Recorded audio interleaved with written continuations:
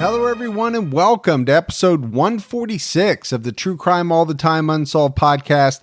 I'm Mike Ferguson, and with me, as always, is my partner in true crime, Mike Gibson. Gibby, how are you, man? I'm good, man. How about you? I'm doing great. Yeah? You and I had some pizza tonight before we recorded. Yeah. It's kind of our ritual, and it's not always pizza, but we usually sit down and break bread. We broke pizza crust. Or break crust, and then we walk down into the studio. Sometimes there's strange stomach noises, but we work through that. There are definitely always strange stomach noises. I will say this, right? I've been trying to exercise. That's my New Year's resolution. Yeah. It happens to be my New Year's resolution every year. Sure it is. Does not always work out, but I played basketball at the Y with my daughter's boyfriend and his friends. Right. These are 18, 19-year-old kids. Yeah. I played twice. I played last night. Cannot walk today. Couldn't walk after the last one either. Yeah. But recovered just enough to play again. It's been rough. Well, hopefully this recovery is a little faster than the last. That's what I'm hoping. So when you play again, then you get yourself up to a good spot, and then you can jump on that really fancy bicycle here that you have. That is the plan. My wife's gotten us eating a little healthier, and so we're working on it. I will say she is good about once she decides that you guys are going to eat healthy, she keeps you pretty strict. Well, first of all, she orders the groceries, so there won't be anything in the house that constitutes a cheat, which makes me irritable because sometimes I just need a chip, man. She'll be like, I need a Cheeto. Checking my jacket when I come in, make sure I'm not like sneaking stuff down here to you. You're lucky that's all she's checking. Yeah. All right, buddy. We have some new Patreon supporters, so let's give some shout outs. We had Zach Peacock. Hey, Zach. Jamie Simler. Hey, she's similar to somebody. Jenny Says. Hey, Jenny. Tara Hughes. What's going on, Tara? Kimberly Michadone. Michadone. That's what I'm going with. I gotta go with it too. Mark Roth. Hey, Mark. Bonnie Dackins. Hey, Bonnie. Katya Sommervold.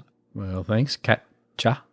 Stacy Smith. Hey, Stacy. Jessica Harris. What's going on, Jessica? Carl Cabanas. Hey, Cabanas. Abby Gray. What's going on, Abby? Terry Cameron. Thanks, Terry. Michelle Ozuna. Sammy Joe. What's going on, Sammy Joe? Andrea Walden. Hey, Andrea. Brittany Izquierdo. Who is Izquierdo? No, but that's fun to say. Yes, way. It is. Rachel. Hey, Rachel. Daniel Carbone. What's going on, Daniel? Snucky. Ooh, Snucky. Angela Linnell. Hey, Angela. Anna Cecilia. How you doing, Anna? Cameron. What's up, Cameron? And Lauren Wilson. Hey, thanks, Lauren. So big shout out for that new Patreon support. And then if we go back into the vault, Gibbs. Let's go on back. This week we selected Lisa Moss. Hey, Lisa Moss. So longtime supporter. We really appreciate all the new and continued Patreon support we get. We had some PayPal support as well.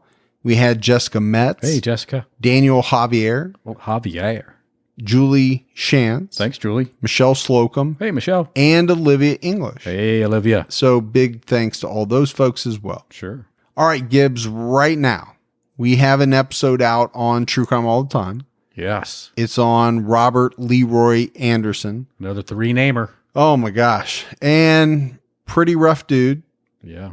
You know, essentially developed these murderous, sexually charged fantasies. Right. Over a period of time, and then decided that he was going to act on them. And he did. And he did, and he brought in one of his best friends in on the act, and it's strange. It's very bizarre for me to hear how this story went. Yeah, for how that relationship kind of formed. They had been friends for a long time, and so it's a good episode. Make sure you check that out. Don't forget about CrimeCon. It's coming very quickly. If you need to buy your badge, go to crimecon.com, use our promo code TCAT20, and you'll get 15% off your standard badge price. I like that.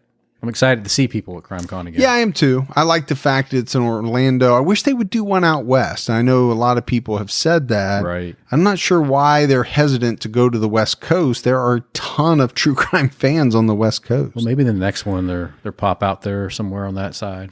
All right, buddy. Are you ready to get into this week's episode of True Crime All the Time Unsolved? Yeah, I'm excited, man. We are talking about the 1992 I-70 killings.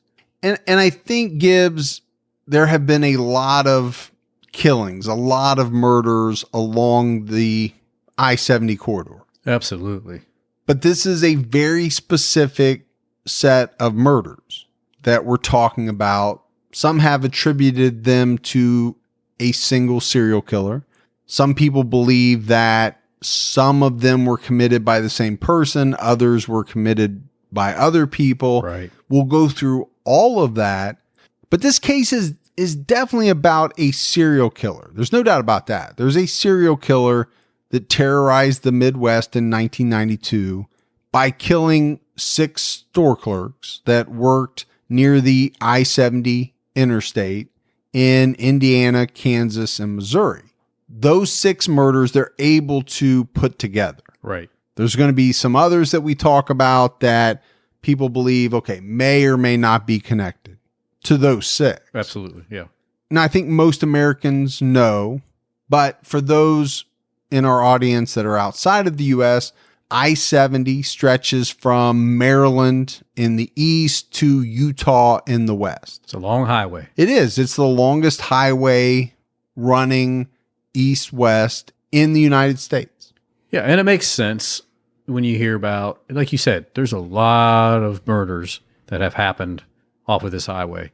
There's a lot of murders happen off of a lot of highways because it's easy to get off the highway, do what you want, and then get back on and move on. Well, and for that exact same reason, there's a lot of robberies, right, that happen at institutions that are located just off the highway because much easier to make a getaway when you're jumping on the highway. You can go fast, get out. Accessibility, man. And speaking of murders on I-70, you and I have talked about a number of them on True Crime All the Time. Some of the murders we've talked about in Indiana, Ohio. I mean, you live pretty close to I-70. I mean, something we're very familiar with. Absolutely. The terror began on April 8th, 1992 in the city of Indianapolis, Indiana. The killer walked into the Payless Shoe Source store on Pendleton Pike. That day, the store manager, 26-year-old Robin Fuldauer, was working, and it's believed that she greeted the man around 1:30 p.m. in the store. This man eventually pulled a gun on her and forced her to the back storage room area. Once the killer had Robin back there, he shot her execution style twice with a .22 caliber handgun in the back of the head. Then he fled out the back door. This was most likely just prior to 2 p.m. That's horrible. But in the aftermath of her death, Gibbs, there's some strange things that happen. There really was. Because it's believed that Robin's body was most likely discovered before it was first reported. Right. Because when police got there, it appeared as though people had come in. They found the door open, they walked in, and they looted things from the store. Which is terrible, man. You would come into the store, the manager's not there, no one's around. So you went ahead and took some items. And eventually somebody had to wander back to the back and probably saw her laying there and said, you know what? I can't call this in. I'm out of here, grabbed some shoes and went on their way. Right, because I can't explain what I was doing. Yeah. Or if I do that, I have to wait around for police and I'm not going to be able to take the things I want. Exactly. So eventually somebody did come in, find Robin, and call the police. And that happened when an employee from the Speedway gas station next door walked into the store to say hi to Robin. But she didn't see her. But what she did see was the cash register was open. There was no money inside. So this woman quickly walked out and called police. Police arrived and they found Robin dead in the back of the store. Now, it was later discovered, Gibbs, by police that Robin wasn't even supposed to work that day. Luck of the draw, man. Well, this happens when you are the manager of a retail store. And I can speak to it firsthand. Right. You don't have that many employees in a smaller type of store. And when the employee that is scheduled to work calls off, naturally you're going to call around and try to find somebody else to cover it. Yeah. But if nobody else can, you know who's going to cover that shift? That'd be you. You. Yeah. As the store manager, I did it many, many times. And that's what happened. One of Robin's employees called off and she was forced to go in to cover the shift. Robin was known as a very hard worker, extremely smart, super sweet to everyone that knew her. She loved to play tennis with friends and family.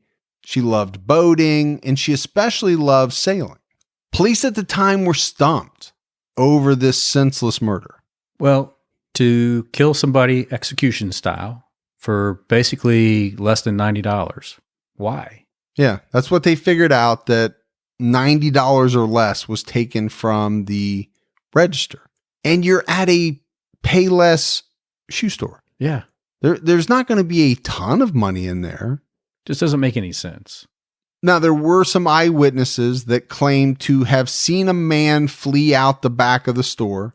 They said he was white, had a medium build, and was wearing a green coat and carrying a small duffel bag. So obviously, Gibbs, this was a shock to the community. Sure. It was a shock to her family.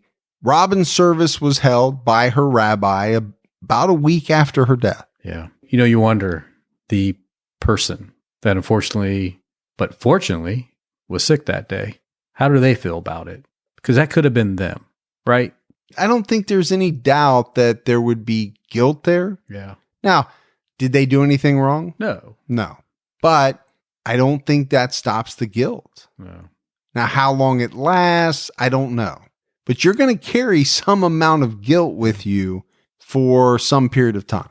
And I think you would also, in your back of your mind, think that could have been me. And how lucky am I that it wasn't me? That's a great point. I think you're also going to feel some luck as well. It's going to be a mixture. Right.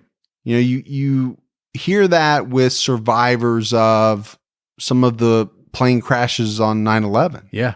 There were people that were supposed to be on some of those planes that, for one reason or another, didn't make the flight. Yeah, it's like happy guilt. Yeah, they're racked with guilt for what happened, but count themselves blessed, extremely lucky that they didn't make that flight. Yeah, yeah. I think you find it even more when somebody is supposed to do something, but they let somebody else do it instead, and that person ends up dying. You know, I can't think of a specific story around that, but I know that happens as well. It was just 3 days later, on April 11th, about 600 miles west of Indianapolis. So now we're in Wichita, Kansas. 32-year-old Patricia Majors was working in her bridal store known as La Bride d'Elegance. With her was her assistant, 23-year-old Patricia Smith. Patricia Majors, I think a lot of people called her Trish. I think she went by Trish a lot of the time. Typically closed up her store at 6 p.m. But earlier that day, there was a customer who needed a cummerbund, but couldn't pick it up until after 6. So Trish agreed to wait for him, would keep the store open a little bit later so that he could stop by. It was after 6 p.m. that a man came into the store, pulled a gun on Trish, and forced her to the back of the store. When they got back there, they found Patricia Smith, the assistant. She was in the back of the store. So this gunman made both women lie down face first and then just walked up and shot them both point blank in the back of the head twice with a .22 caliber handgun. And he did so, it seemed like, without missing a beat. Just, this is what I do. Well, it's very quick. It's very, there's no messing around with these murders. The way that I took it was as soon as these women got on the ground, there's no talking. There's no long drawn out anything. No. The shots were fired and they were dead. Yeah, there's no sexual assault, nothing like that. So the killer headed to the front of the store. He was going to exit, but just then, the customer who was supposed to drop by to pick up his cummerbund, walked into the store. And Gibbs, this had to have been a shock for the customer. He is seeing a man holding a handgun trying to exit the store. Be a little unnerving. Yeah, the guy said that this man looked unkept. He had, stubble. He was wearing a short brown jacket. It sounds like he just wasn't really taking care of himself. Right. He wasn't a daily groomer, let's put it that way. Yeah. This guy said that the killer just stared at him. Yeah, almost as if he was making a decision, What do I do? What do I do? And he does ask the customer to go back to the back room with him. But the customer's like, no. And they get in a little argument back and forth, a little verbal, quick verbal attack.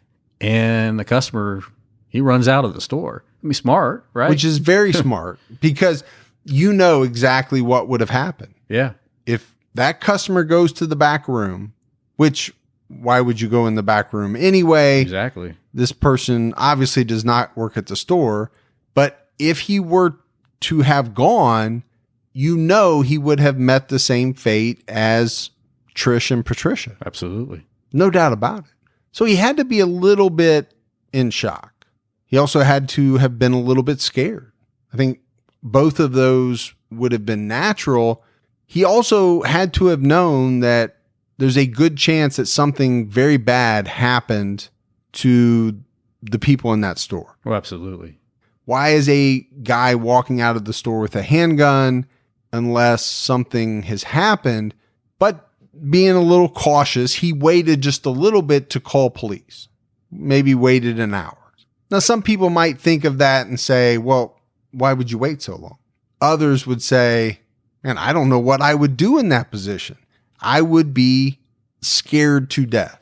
Yeah. I mean, I think, it's easy for me to say I'd probably just grab my phone and call right away, But you got to remember, 92, people didn't have a lot of cell phones. I know for a fact I did not have a cell phone in 1992. Yeah. And then at that point, even if you wanted to pick up a pay phone somewhere, you weren't going to do it nearby because you would think that guy might be hunting you down. So you're going to go where you need to get yourself safe first and then try to make a call. Maybe he just, like you said, shocked, needed to calm down. Yeah, I'm not going to give this guy a hard time. Right. Because I don't honestly know what I would have done in his shoes. Sure. Speaking to what you just said, I think personal safety would have to be at the forefront of your mind because is this guy coming after me? I'm hiding behind a car, under a car. I don't know. I'm going to give it some time to let this guy make sure he's cleared out. But the customer does ultimately call police. They arrived around 7:30 p.m. and they found Patricia Majors dead in a large pool of blood. Next to her, they found her assistant, Patricia Smith. She was also laying in a pool of her own blood, but she was still alive. Barely, but alive. Yeah. So they rushed her to the hospital, but unfortunately she died a few minutes after arriving at the hospital. And there again, Gibbs, I think that's where some people could make an argument that, could Patricia Smith have been saved if the customer makes the call 45 minutes earlier? Yeah, maybe. We don't know. We're not surgeons. We don't know what kind of wounds she had to her head. But I think it's tough to really bag on this guy for waiting a little bit to make the call. I really do. He didn't do anything wrong. No. I mean, he wasn't a part of the robbery, the murder. So to second guess him is really tough. Yeah. No, I think he needed to do what he needed to do for himself, which was be safe. So the police are investigating and they found that the killer took some cash from the store register, but for some reason didn't take all of it. And to me, this is a really strange fact, but it's something we're going to see in some of these murders. So we mentioned that the customer coming into the store said this guy was not Mr. Hygiene. He later gave a detailed description to police. He said it was a white male, and he was able to provide enough details of this guy's face for the police to complete a composite sketch. Police released the sketch to the public, but nothing came out of it. And even today, you can see those sketches out online. Yeah, they're out there. They're out there. But here's the thing. If you have somebody that is traveling the distance that we think this guy is traveling, how much good does a composite sketch really do? If this guy was local to the Wichita, Kansas area, okay, they're showing that on the Wichita news. Right. Somebody might recognize him. But if he's from somewhere else and he just keeps traveling the I-70 corridor, which, like we said, is a very long stretch of road, that composite sketch, I think, loses some of its effectiveness. Sure. It weakens it. It's not that it's a bad thing to have. I just don't know if it's as powerful as it would be if the killer was centrally located in one area. And that's the thing, too. These cases are, I mean, just talk about 2 separate murders, 600 and some miles apart. Yeah. You know, these agencies currently are not talking to each other, right? So whatever happened in Indianapolis, they don't know happened over here and vice versa, right? Well, these are individual cases that they're like, unsolved murder. Yeah, because at this point in time, right, when after the second murder occurs, it's not like magically all of a sudden they link the two together. Right. That's not going to happen. No. Now, we don't have a ton of information on either of these victims. We know that both Patricias were married. Patricia Smith, the assistant at the store, had only been married for 9 months. Trish Majors, who was older, obviously, than Patricia Smith, she was 32 years old. She had been married longer. The medical examiner who had the task of processing the bodies happened to be a very close friend of Trish Major. Really close. Very close. So close, in fact, that he actually gave her away at her wedding. Yeah. You don't do that unless you're very, very good friends. Yeah. And how tough would that have to be? So this man's name was Dr. William Eckert, and he's pretty well known in true crime circles. He was the medical examiner involved with the BTK murders. But you asked the question, Gibbs, how tough? Yeah. You know, I think a medical examiner's job, tough on its own. I mean, day in, day out, you are seeing tragic deaths, or they're not all tragic, but you're examining dead bodies. But I would think for the most part, you don't know these people. No. It doesn't make what happened to them any less tragic if there was foul play or whatever, but you don't have a connection to the person. Well, now this guy has a very close connection with the victim lying on his table. Yeah, it's almost like it's his daughter. I don't know how you do it. You would think they would have something in place for someone else to be able to come in and do that. You know, call him the next door county guy. Almost like it's a conflict of interest. Yeah. I don't know if that's the right word to use, but maybe because they weren't blood relative. I don't know. Yeah, maybe didn't qualify as a conflict of interest. Right. The families had services for both women. They were laid to rest, but then you have the police in their investigation. Gibbs, they don't have anything to go on. Not much, let's say. They know that both women were shot with a .22 caliber handgun. They have the description given to them by the customer. That's what they have. Yep. And like we mentioned, they don't have a clue that the previous murder is connected in any way to their murder. Matter of fact, I'm sure they didn't know anything about it. It wasn't even on their radar. The next murder occurred on April 27th, 600 miles back east in Terre Haute, Indiana, which is also about 70 miles southwest of the Indianapolis murder site. 40-year-old Michael McCown was working at his mom's store. The store was called Sylvia's Ceramic Shop. And Michael was one of those guys that everyone loved, Gibbs. He was easygoing. He was carefree. Well, his name was Michael. Well, so, you know. He had to have been. Right. With a name like that. But everybody knew him, said these things about him. He was just a very well-liked individual. But on this day, he was stocking the store for his mom when a man walked in. And this is where the police theorized that Michael was on his knees stocking some shelves with ceramic houses. He would have had his back to the killer as the killer walked in.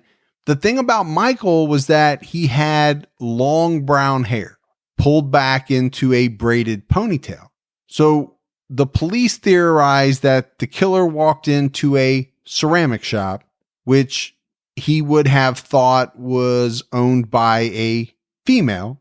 Most likely would have thought, Gibbs, that the people that worked there were female.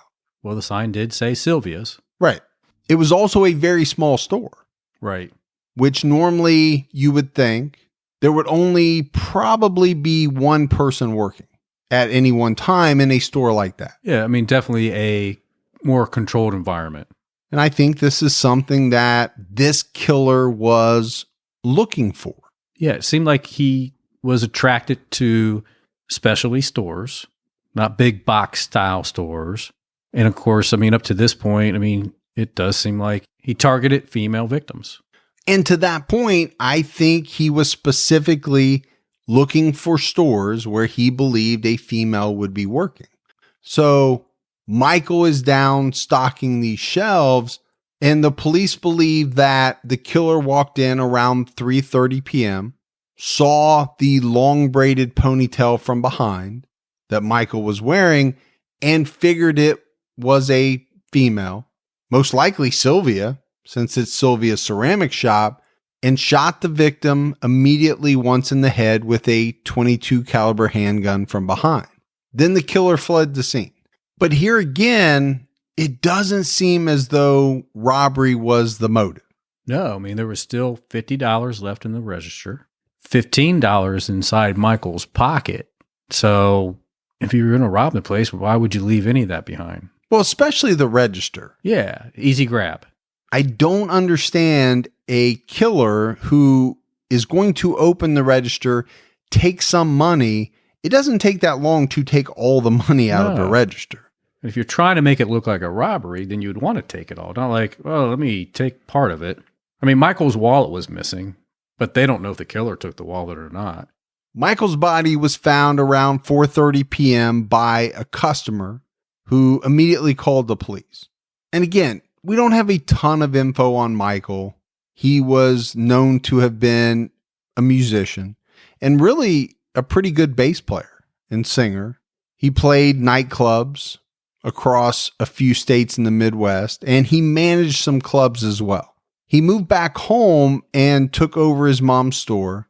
I think, Gibbs, because he just wanted to kind of slow down a little bit. Yeah. Live more of a carefree life, keep to himself, being on the road, traveling, playing gigs.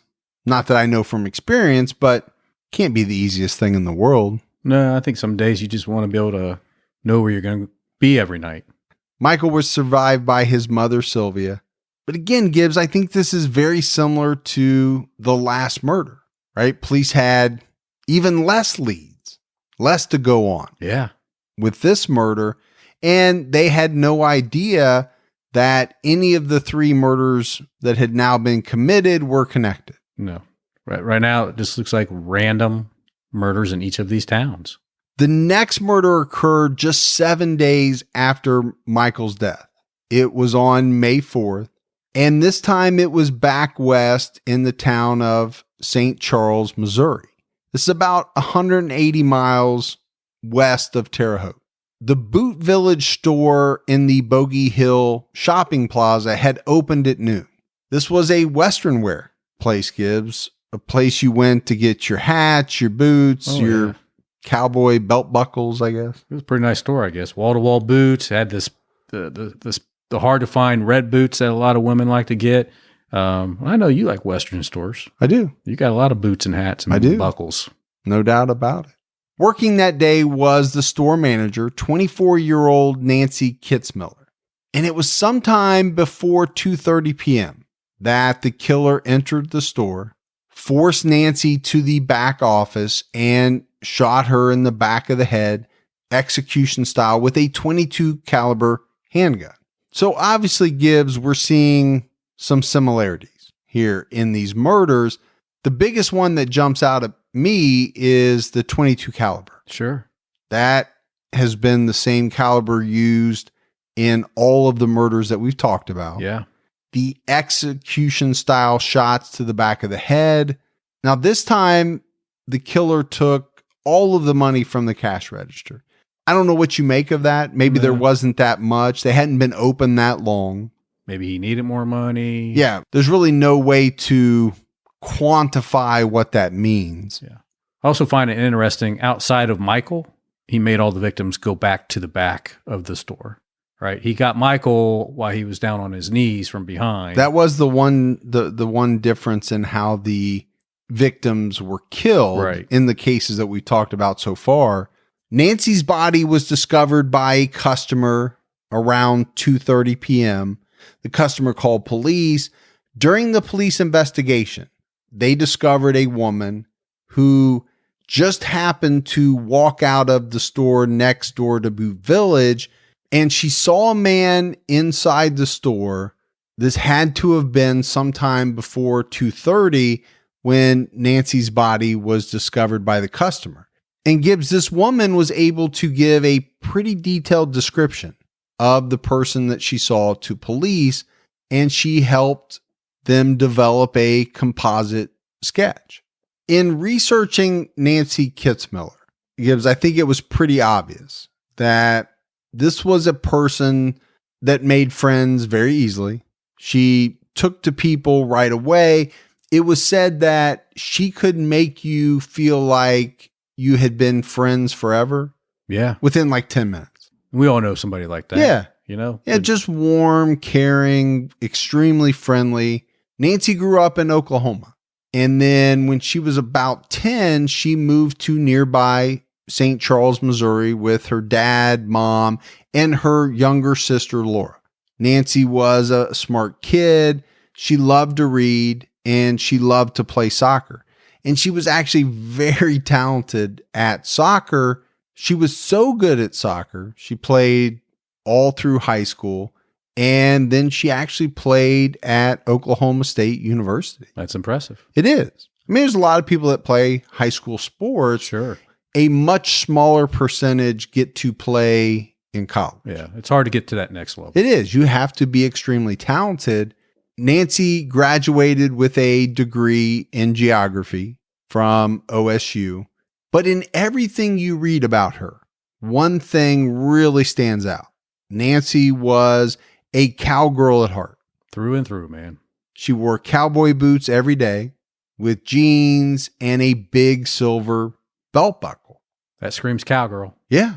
Yeah. She loved driving around in her Chevy S10 4x4. Man, I remember Chevy S10s. I love those little S trucks. Do you? Yeah. See, I always liked the Silverados. I wanted one just a little bit bigger. Did you? Mm-hmm. Yeah. I had a step side. I always thought the S10s were just a little small for me, being a big guy. Yeah, but they were cute, man. Yeah, they were cute. Okay. I didn't say for me. You are real. Yeah, you did not say it was for you either. But that's what Nancy had. And she probably looked great in it, right? Driving around a Chevy S10 4x4, all decked out in her Western attire. Her family decided to bury her in her Western clothing. Yeah. Including her favorite boots. I mean, that's when you know somebody really loves being a cowgirl, man. Yeah. Yeah. I mean, it wasn't a fad for her, right? This wasn't an urban cowboy situation. She lived it day in and day out. Exactly. But Nancy had big dreams. You know, I mentioned that she graduated with a degree in geography. She had plans to work on government mapping programs. She was only 24 years old. Yeah. And some dumbass comes into a store, takes your life for nothing. Ends all of her dreams. Yeah. And, you know, severs that relationship with her family and essentially takes her away. Yeah. You know, so that her family will never know what she would have become. They have 24 years worth of memories, right? That's what they have. Yeah. To live with. What they missed out on was the next however many chapters of her life. Yeah. You know, marriages, kids, jobs, This killer took everything away from her and her family and all the victims prior to that. Ruined everybody's lives over nothing. The next murder occurred just 3 days later after Nancy was killed.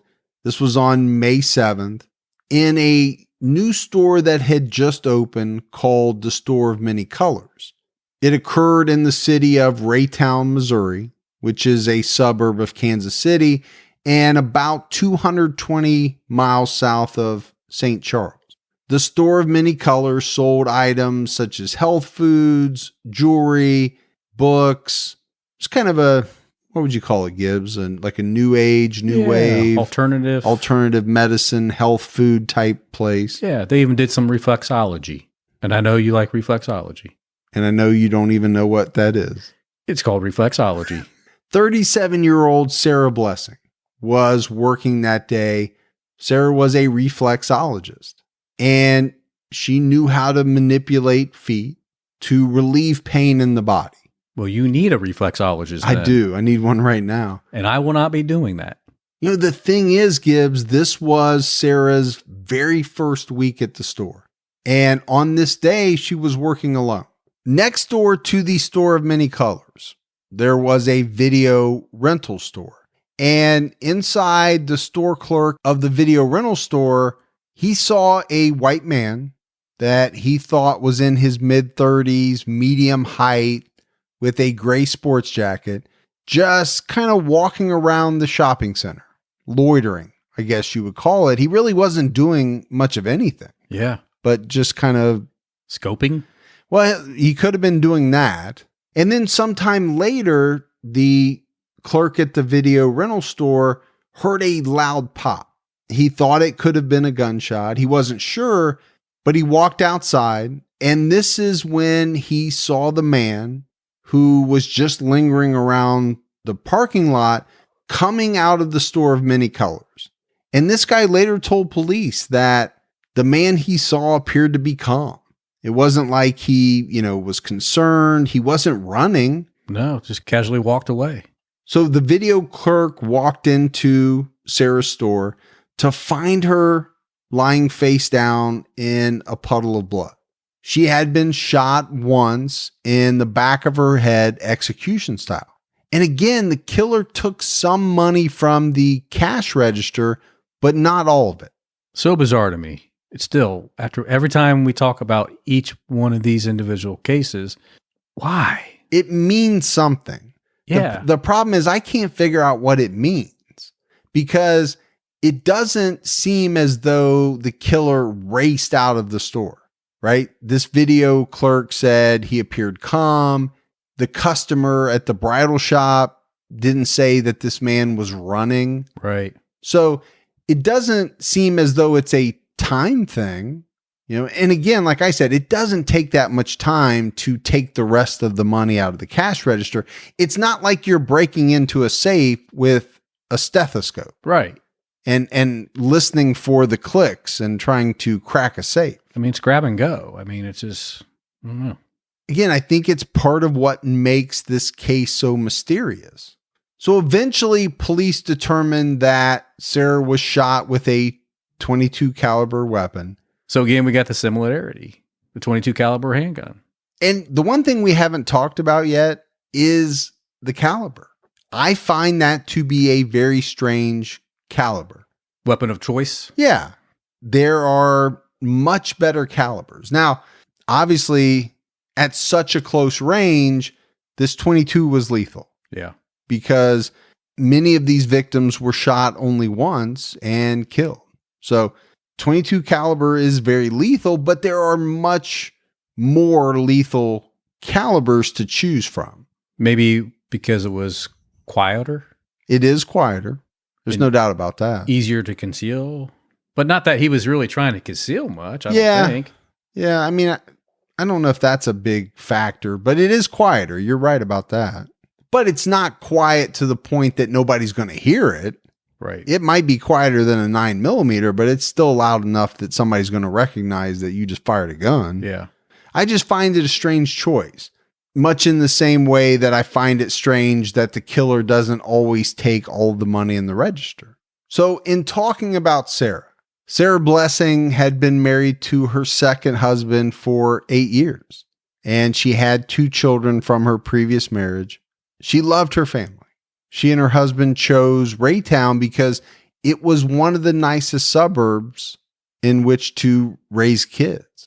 And the average house price back then in 1992 was $250,000. So pretty healthy. That is very healthy in 1992. Sarah was buried a week after she was killed. During her service, her family released some white doves. That's pretty cool. And I think probably has some meaning behind it.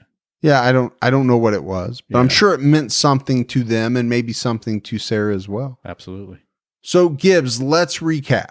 We have 6 victims, and 5 of the 6 were young, petite, brunette women. One of the victims was a man, but as we mentioned, the police felt that the killer most likely thought that Michael was a woman due to the long braided ponytail. The killer took some of the money from these crime scenes, but not all of it.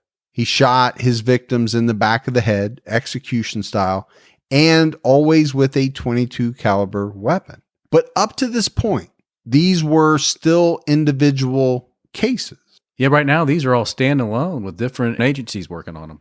Well, and none of the individual agencies are having any luck, right, solving their murder cases. It was a few months after the murder of Nancy Kitzmiller that the detective on that case began reaching out to other law enforcement agencies.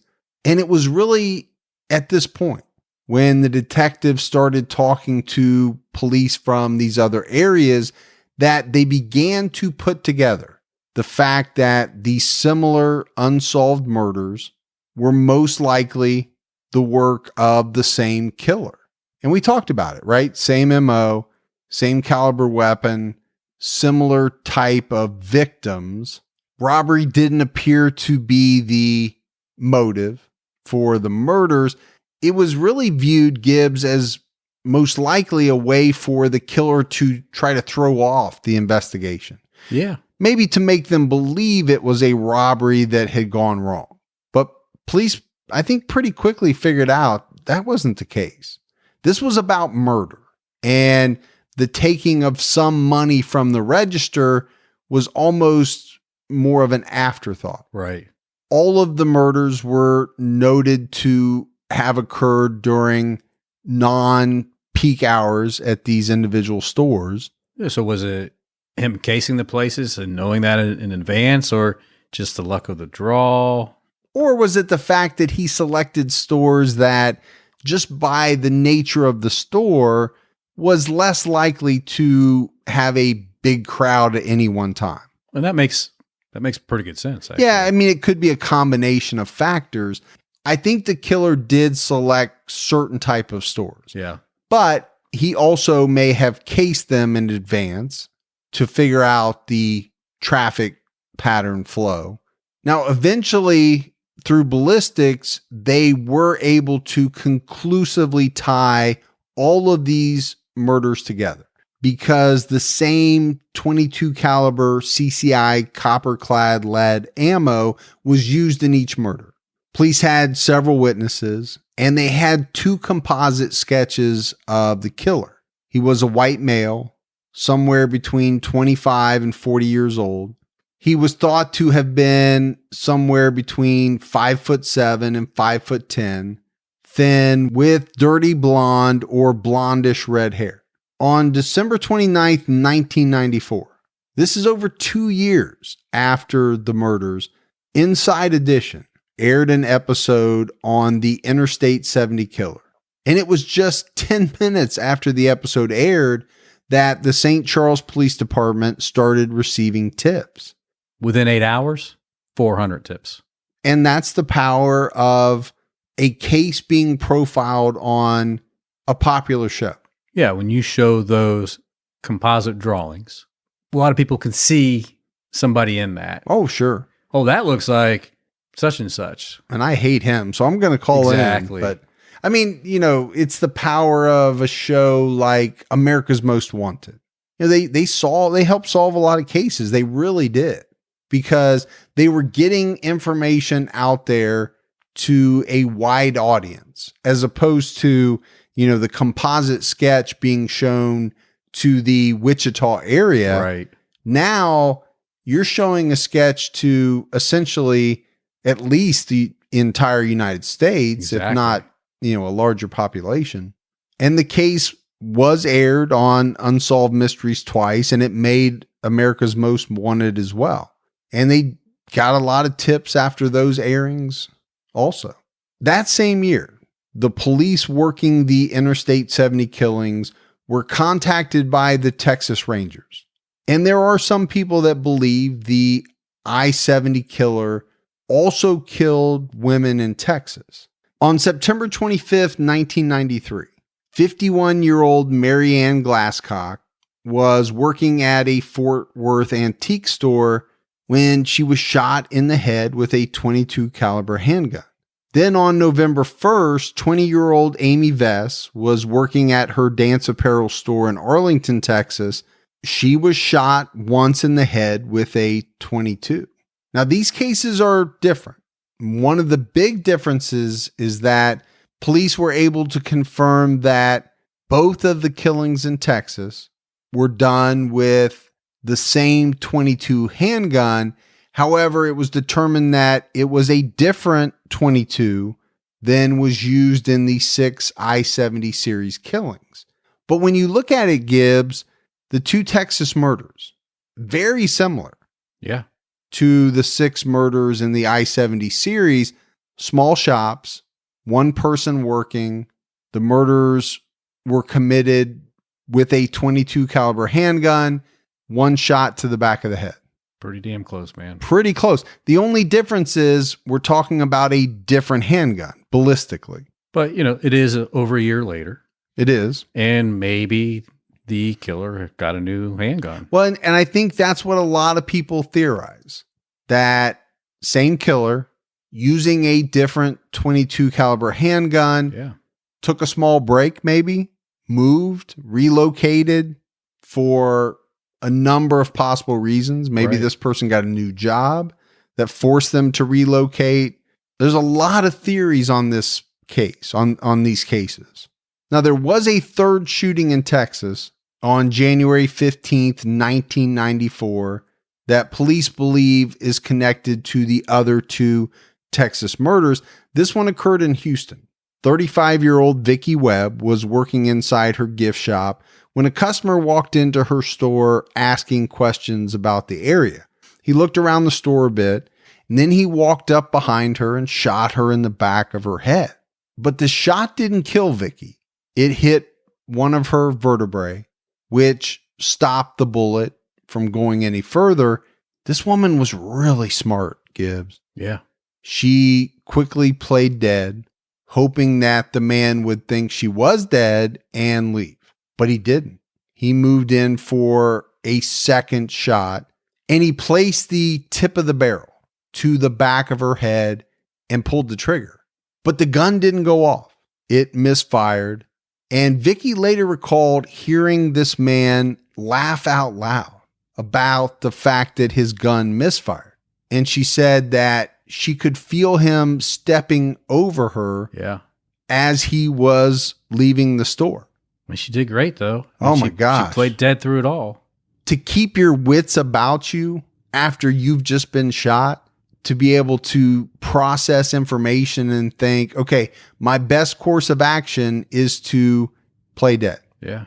Unbelievable. So Vicki survived and obviously was able to tell her story to police. But the big thing was that she was able to describe her shooter. And it very closely matched the description that many other people have given. Yeah.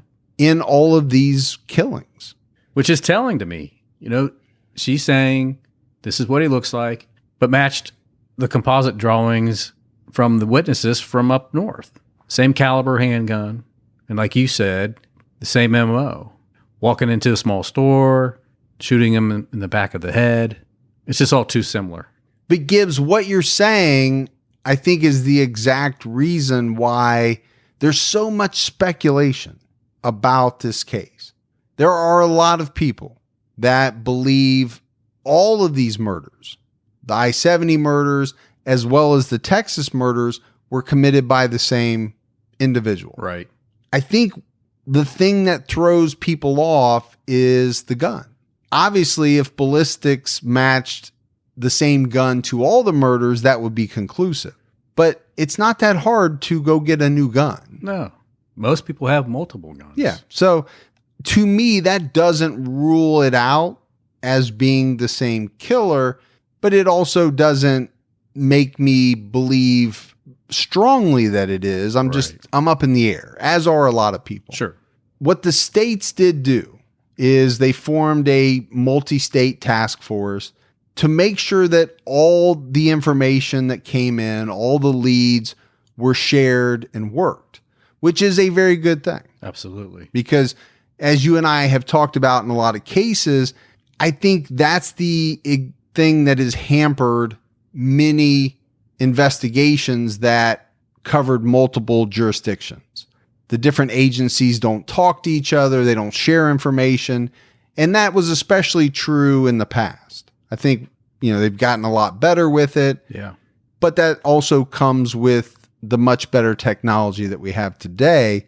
The task force has a database with over 70,000 potential witnesses, suspects that were known to have been in and around the areas where the murders occurred and that meet certain criteria. Yeah, it seems like a large number. It does. But when you think about how they would get that information, I don't think it's too shocking. Well, and you're also talking about areas of the country that when you look at each individual city and total it up, that's a pretty big population. Absolutely. So for me, 70,000, it doesn't seem outrageous. No. When you canvass the area where the person was murdered and look at restaurants and hotels and gas stations and you pull all that electronic data in, I'm not surprised.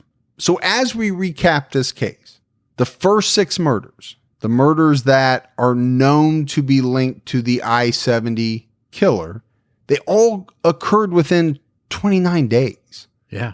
That is a very short span of time for someone to commit 6 murders.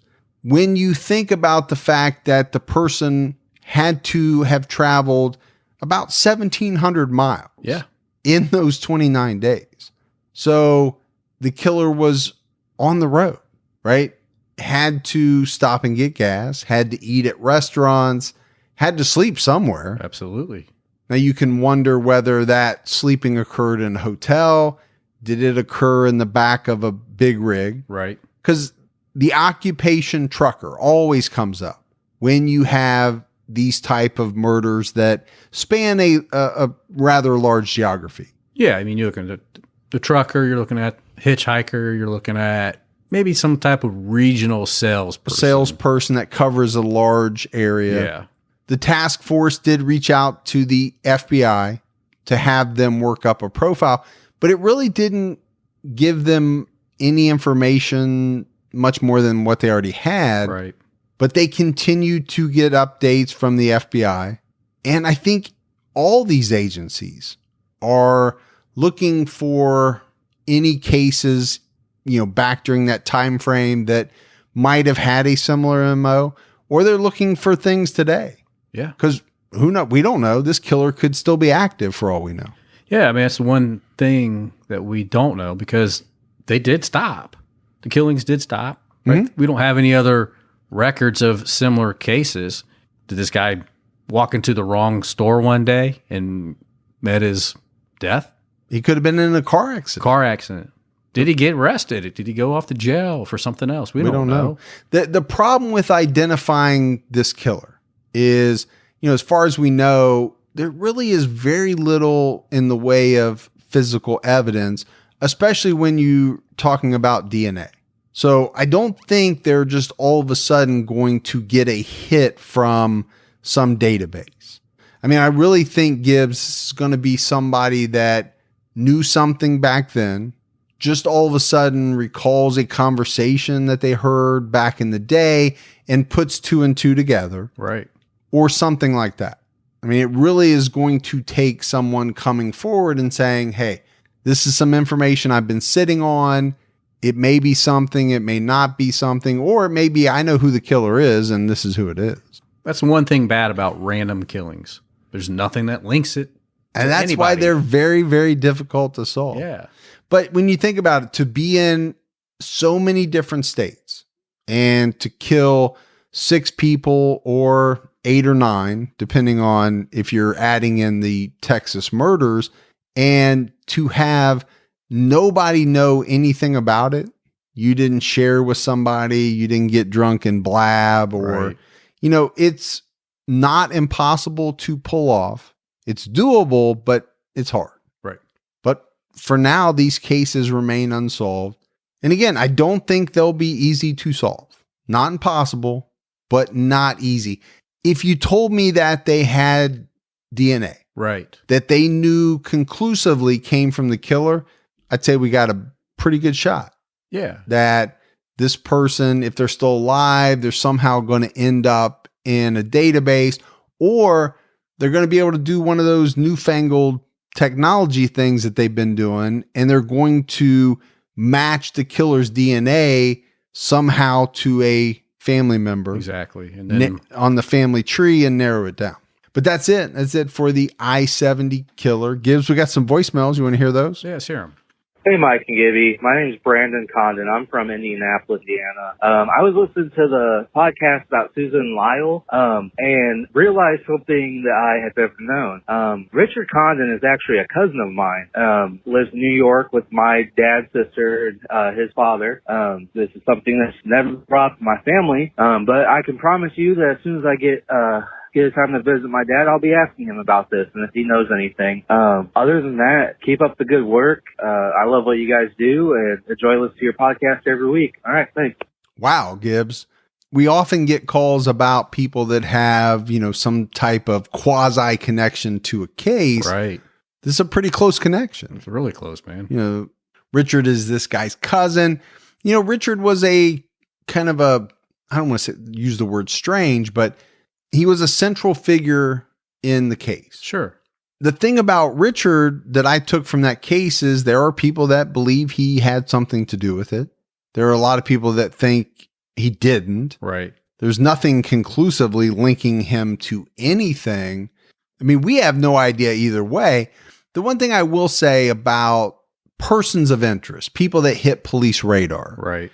I think it's pretty easy to hit police radar. Sometimes it's really hard to get off. Oh, absolutely. And I think that goes double for the court of public opinion. Right.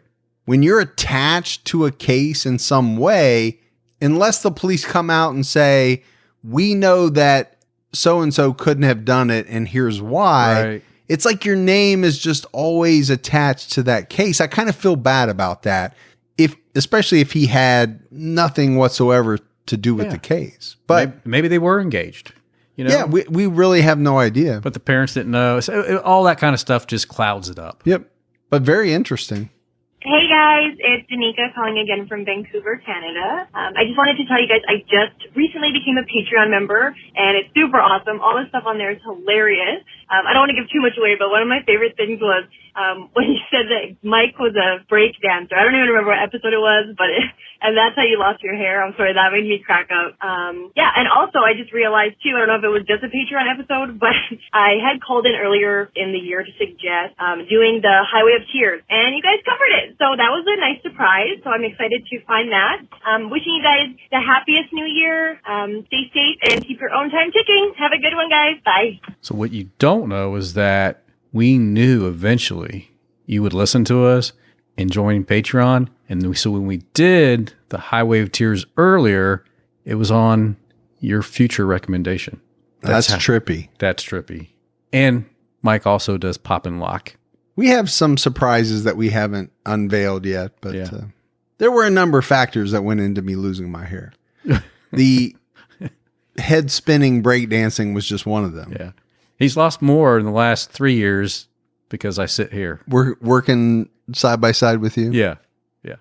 Hi, Mike and Gibby. This is Bernadette from Murderific Podcast. I am a longtime fan of your show, and I've been listening for so long, and you're the podcast that actually got me interested in starting my own. So thank you for setting the bar so high, and continue what you're doing. Thanks. Well, thanks, Bernadette. We really appreciate that. That's awesome. You know, it's kind of funny, Gibbs, that we've been doing this for a while. Yeah. And I know, because I get people reach out to me, we have inspired a number of people to start their own podcasts. And maybe that's because they think we're so dumb if we can pull it off. Anybody can pull it off. Right. I don't know. If that Gibby can say stuff, then, by bad grammar. But I look at it as, if we're inspiring anybody to do anything, good, right? Right. Nothing bad. But as long as it's good and productive, I'm cool with that. Yeah, I like what we do. We have our own thing. Yeah. And I wish everybody out there success, man. And I think that's important, right? Yeah. We don't bash anybody. No. We don't wish ill of anybody. I hope everybody succeeds. Except for that Morford guy, man. I know, Mike Morford. You got to watch him. Man, I tell you what. Hi, Mike and Gibby. This is Linda from North Carolina, a loyal listener and Patreon supporter. I originally started listening when y'all's episodes were in the 40s, so recently I was out of things to listen to, so I went back to episode 1 and wanted to start from the beginning. So I have to say that you have come a long way since those first episodes, and I mean a long way. A couple of those were a little hard to listen to. I feel like I can be honest with you because even though I don't know you personally, you do ride with me to and from work every day in the car, so there's that. Well, anyway, y'all do a great job as Team TCAT, and y'all just keep getting better and better, so keep your own time ticking. Bye. Hey, maybe we need to go back and re-record everything. So I'm sure she's talking about true crime all the time, but we were a little better on Unsolved, I think, because we had been doing it for a little while, but I can't argue with her. Some of the first episodes of True Crime All the Time where we were trying to find our footing and we weren't even sitting across from each other back then. Remember? No, I was sitting calling in on Skype. And yeah. I think it's the same with anyone. Unless you are an expert at something, it takes a while to get your footing and kind of figure out. And it's not just putting out a podcast. It's how do you want to put it out? Yeah. What makes you feel good at the end of the day when the episode is done? Hey, let's be honest too. You were pretty new at editing. That's true. I was not good at editing when we first started. Yeah. That's why we can hear your doggy a few times in the background walking around. But we appreciate it. We appreciate the candidness, and I can't argue with you one bit. All right, Gibbs, that is it for another episode of True Crime All the Time Unsolved. So for Mike and Gibby, stay safe and keep your own time ticking.